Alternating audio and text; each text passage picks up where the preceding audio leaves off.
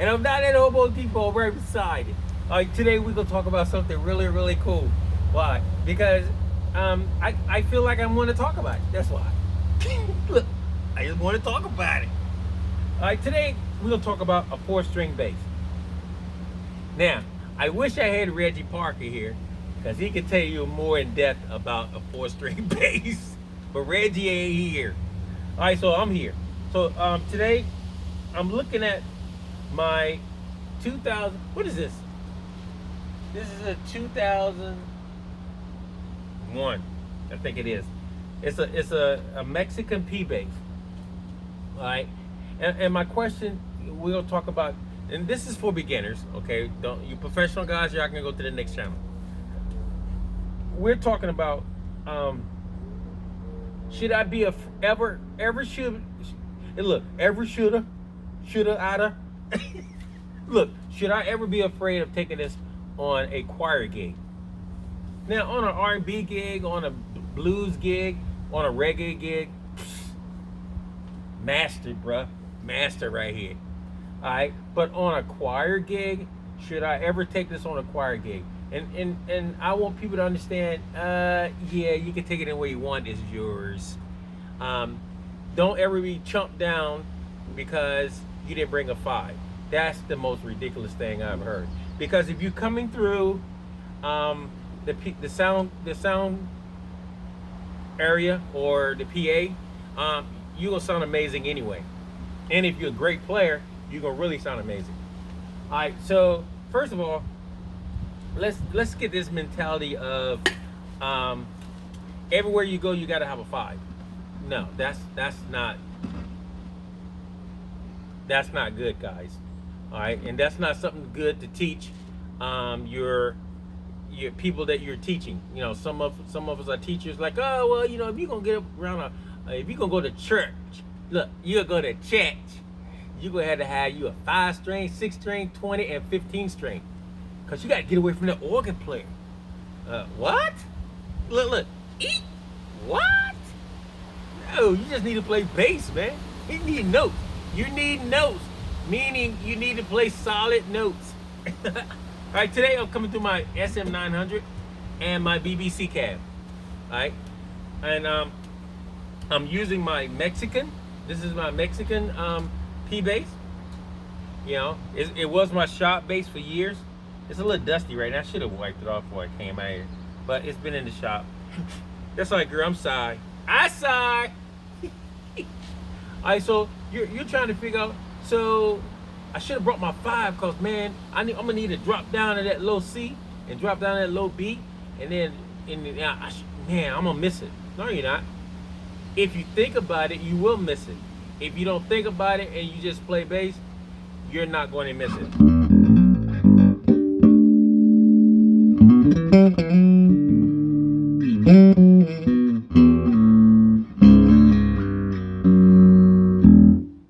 I don't remember seeing Marcus ever really missing his 5-string, and he owns a couple of them. Look, I don't remember ever seeing him missing them.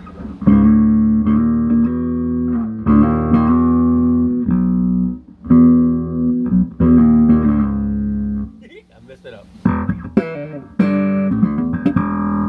The greatest thing to me about a 4-string is you know, even if I am not on a church gig, it just feels so mature. You know what I'm saying? It's like I get the 5 and I get the 6-string basses because we all own them. But on a 4-string bass, it's like you're gonna have to actually be mature. You're not gonna be able to do all this fancy stuff. You know, I mean, you can, because I've seen Reggie Parker do some amazing fancy stuff on 4-string. But you know, if you're a 5 and 6-string player and you bring a 4, you're gonna have to dummy down. All right? Is that a bad thing? Oh, absolutely not. No, you ain't got to dummy down.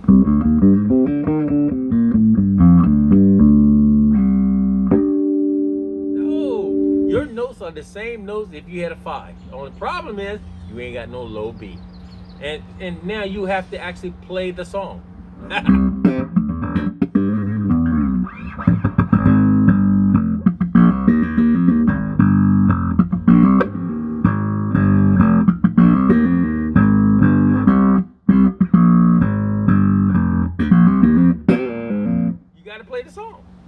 got to play it. All right.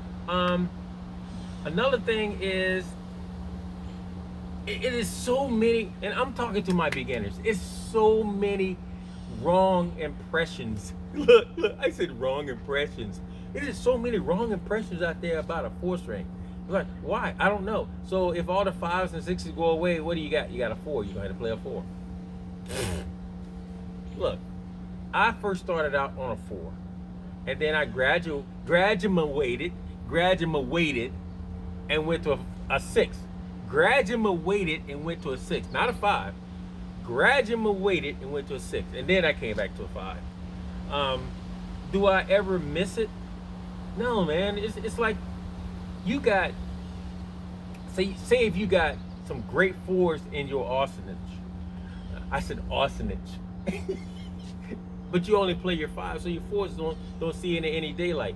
You don't want to take them because you got to go do a church gig, or you got to do a recording with a major artist, and he didn't ask you bring no 5, 6, or 9. He just told you bring a bass. He hired you because of whom you are and your playability, not because you got a 5 or you can show up with a 4. If you know, on a recording session, a lot of cats will show up with a 4 and have a 5 in the bag, or have a 5 show up with a 5 and have a 4 in the bag. My thing is, I just want to have fun, so I don't want to go there and have to work. So a lot of people are like, well, I'll never play a 4 because it makes me work. Okay, well, that's cool.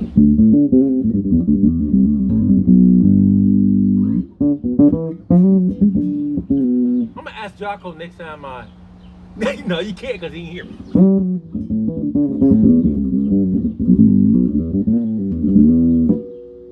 How about Victor?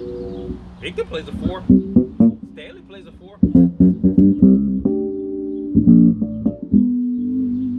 It's nothing wrong with playing a 5 and 6. I don't want y'all guys to get it twisted. You new beginners, don't get it twisted. If you want to play a 5, play a 5. But first you have to learn a 4. If you can get around on a 4, you can get around on the 5. It'd be a lot more easy to get around on the 5. But why jump on the 5 and then you can't pick up a 4 and play it?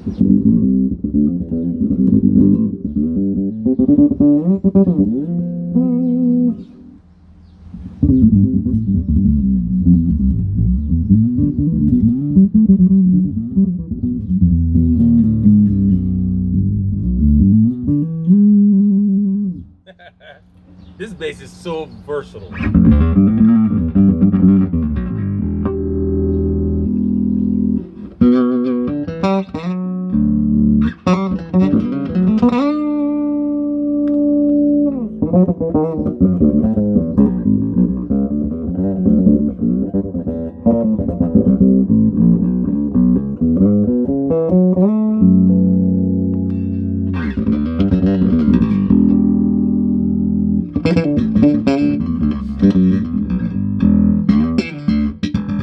Now, for those who can thump on a 5, sweet. Those who can thump on a 4, sweet.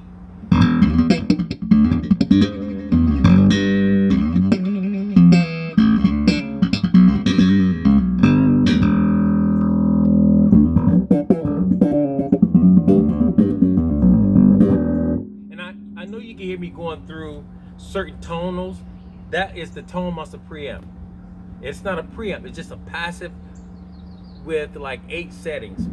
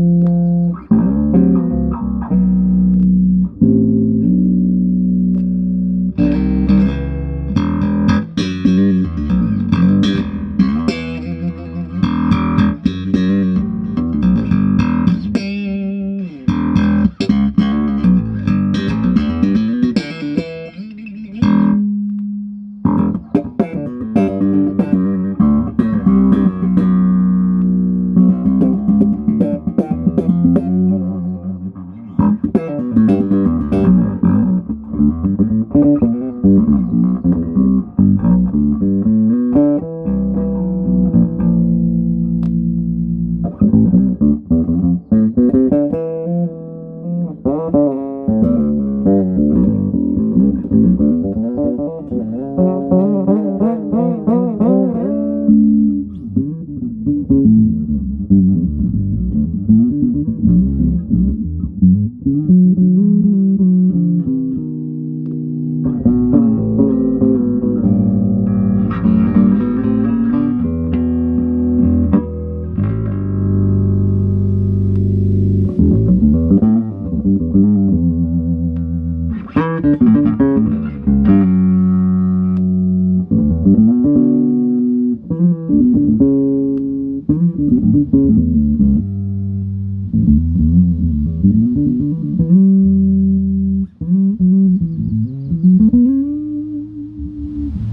this is just the tone monster with that special, I think it's 1, 2, 3, 4, 5, 6, 7, 6. It's about 6 settings. And this is just a regular P. I mean, listen to the tone of this bass. And a lot of people are like, oh, well, you know, I still want to take a 5 when I go out. I ain't got no problem with that. I ain't got no problem with that. You know, I did a couple of videos once before. Well, I went to see this brother play, and he had a 6-string bass, and the whole night he stayed on 2 strings. That was very upsetting to me. And he was a killer player.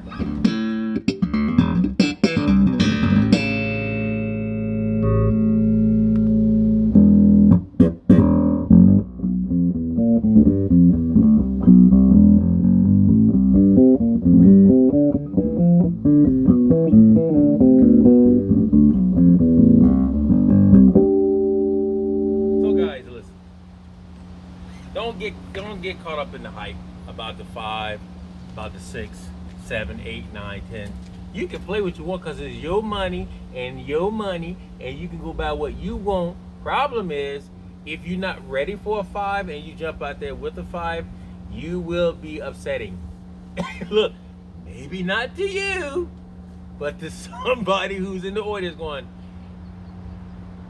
I want to go home and pick up my bass and practice. You know, or you could be a 4-string player, and have somebody in the audience going, I want to go home and really pick up my bass and practice, because this person up there on that stage is wonderful, and I'm learning so much, and I'm hungry, and I want to go home and practice. You know, which one do you want to be? Once again, guys, listen, 4-string, don't make a 4-string a myth. It was here before you got here. Woo! Boy, you preaching? I don't know. But the 4-string was here before you even got here. Now all of a sudden you don't want to deal with it because it only has 4 strings.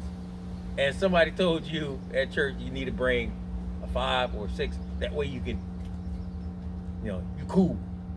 You know. And they don't, you know, they're not even really concerned because they can't even play. They just like that you have it in your hand. So show up sometime, guys, at the gig with the 4. If you want to have a 5 in your bag, go ahead. But shouldn't you always challenge yourself, you know, into areas where you don't really feel comfortable? If a 4 is where you don't really feel comfortable, then go and take a 4 out and play it by itself. Don't have anything in the bag. Take the 4 out. Now, is it going to be uncomfortable? Absolutely. But you have to come to a conclusion and a decision that you're going to make this night wonderful, not because you ain't got your 5, but because you're playing.